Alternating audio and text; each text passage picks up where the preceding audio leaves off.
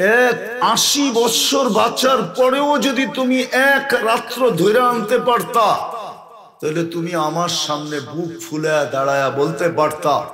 আমি যদি জিজ্ঞাসা করতাম 80 বছরে কি নিয়ে আসছিস, তো তুমি বুক ফুলে বলতে পারতা এক রাত্র নিয়ে আসছি, আর কিচ্ছু নিয়ে আসি নাই।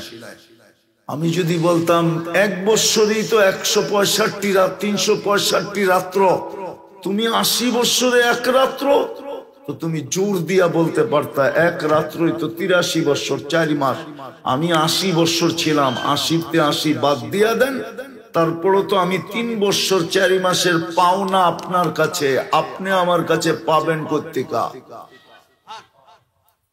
না এক লাইলাতুল কদর 83 বছর 4 মাস না, কার উম্মত হওয়ার কারণে আপনি পাইলেন। একটা কেমিক্যাল পাওয়া যায়, অ্যালকোহল বলে, ওটাকে অ্যালকোহল বলে। অ্যালকোহল কি? অ্যালকোহলের বোতল খুলে রাখবেন, সব হাওয়া হয়ে যাবে। কি হয়ে যাবে? কি হয়ে যাবে? এই জন্য পারফিউমের বোতল ইনটেক হয়, একবারে ট্যাক লাগানো হয়, ওটারে খোলন যায় না। কি করন যায় না? কেন জানেন? এই জন্য ওটার ভিতরে একটা পদার্থ আছে যেটা দিয়া স্প্রে হয়। ওটা যদি মুখা খোলা যেত, হয়তো খুইলা আপনি 2 মিনিট রাখতেন, গুইরা দেখতেন ভিতরে কিচ্ছু নেই, সব কি হয়ে গেছে? অক্সিজেনের সাথে মিশে গেছে। ঠিক জান্নাতীরা হাজার হাজার আইটেম খাবে, ভিতরে যাবে, একটু পরে ওটা অক্সিজেন হয়ে উড়া যাবে। এটা বুঝানোর জন্য বললাম, হাজার হাজার আইটেম খাবে, পেট ভরবে, কিন্তু একটু পরে ওটা হাওয়া হয়ে কি হয়ে যাবে? খালি হয়ে যাবে। আবার খাবে, আবার খালি হয়ে যাবে। যেমন পারফিউম 1 ড্রাম আইনা এখানে রাইখা দেন, 1 ঘন্টা লাগবে হাওয়া হইতে। আবার না কয় কে না কইলো, 1 ঘন্টায় সব বাতাসে উড়ে যাবে। অ্যালকোহল এটা এরকমই, এটা অক্সিজেন পাওয়ার লগ লগ হাওয়া হয়ে যায়। ঠিক জান্নাতের খাওয়া। অনেকে প্রশ্ন করবে, এত খামু, পেশাব পায়খানা না হইলে যাইব কই? ঠিক না? ওটা বুঝানোর জন্য বললাম। তো বিদায় আমার বুঝানোর উদ্দেশ্য যেটা ছিল, মেরে দোস্ত, মানুষ সৃষ্টির সেরা বটে, সৃষ্টির ভিতরে সবচেয়ে বিবেক বুদ্ধি বিদ্যান বটে, কিন্তু একটা জিনিস বুঝতে চায় না, যে আল্লাহ আমাকে তিলে তিলে তিলে তিলে তিলে একটু একটু কইরা এই পজিশনে নিয়ে আসলেন, কেন আনলেন? উনি তো একবারে আকাশ তৈরি করলেন, একবারে জিবরাইলের মতো ফেরেশতা তৈরি করলেন, একবারই জমিনটাকে তৈরি করলেন, একবারই সমুদ্রকে প্রবাহিত করলেন। আমাকে তিলে তিলে কেন করলেন?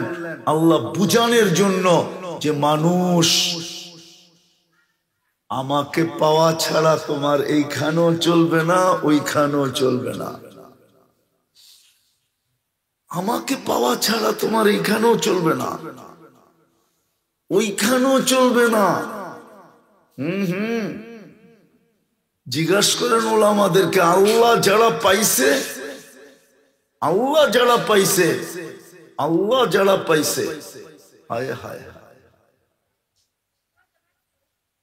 এইখানেও চলবে না, ওইখানেও চলবে না।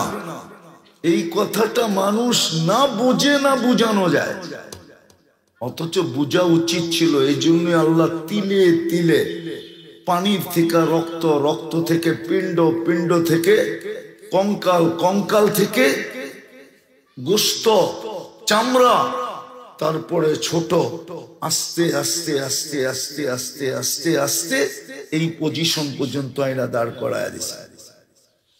আবার এক পজিশনে পৌঁছার পরে আবার আস্তে আস্তে ডাউনের দিকে নিতেছে। বয়স বাড়তেছে আর কি হইতেছে? কি হইতেছে?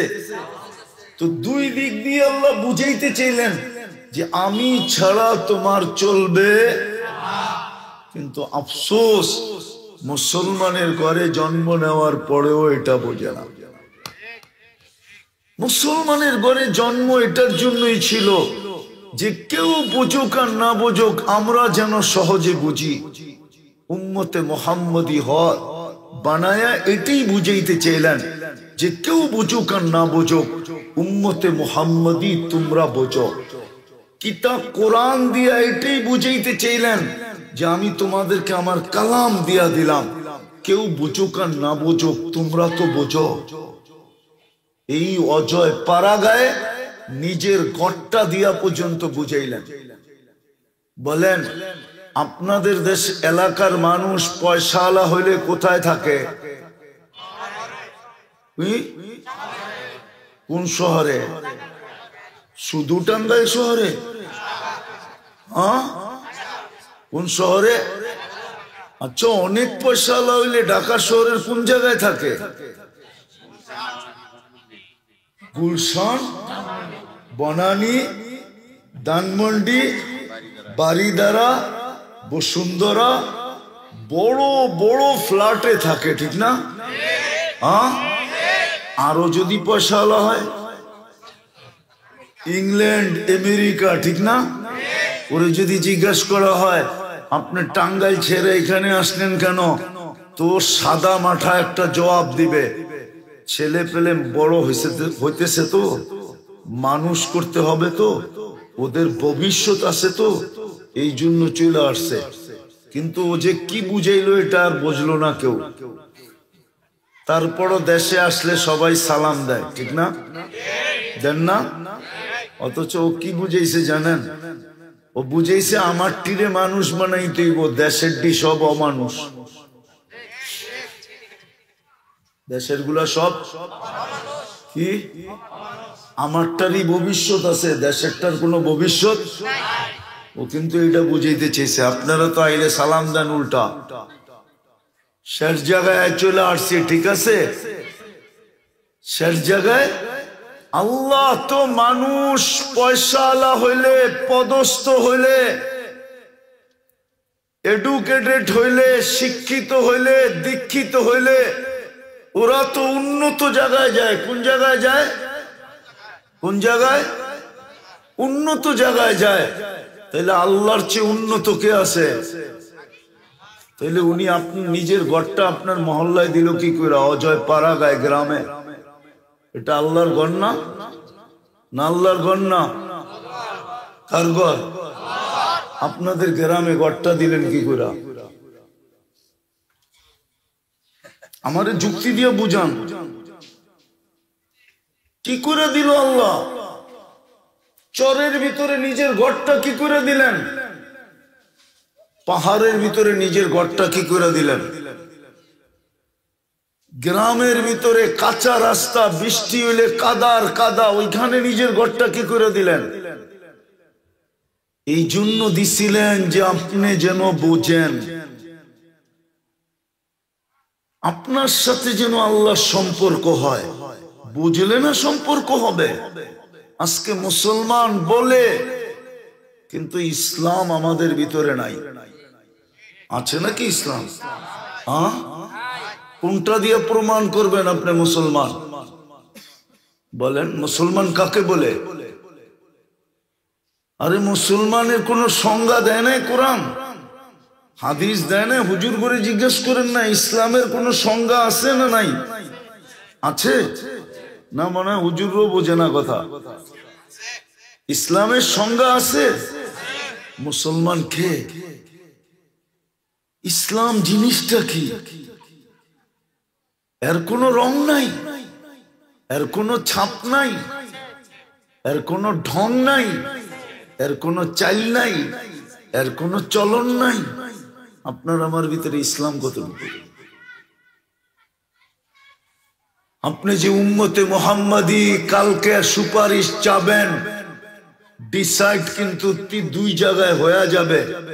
কয় জায়গায়? সিদ্ধান্ত কিন্তু দুই জায়গায় হয়ে যাবে। প্রথম কবরে সিদ্ধান্ত হবে, কবরে কবরে কবরে। এই জন্য বুখারী শরীফে আছে প্রথম প্রশ্ন কবরে জিজ্ঞাসা করবে, মা কুনতা তাকুলু ফি হাযার রাজুলি মুহাম্মাদিন,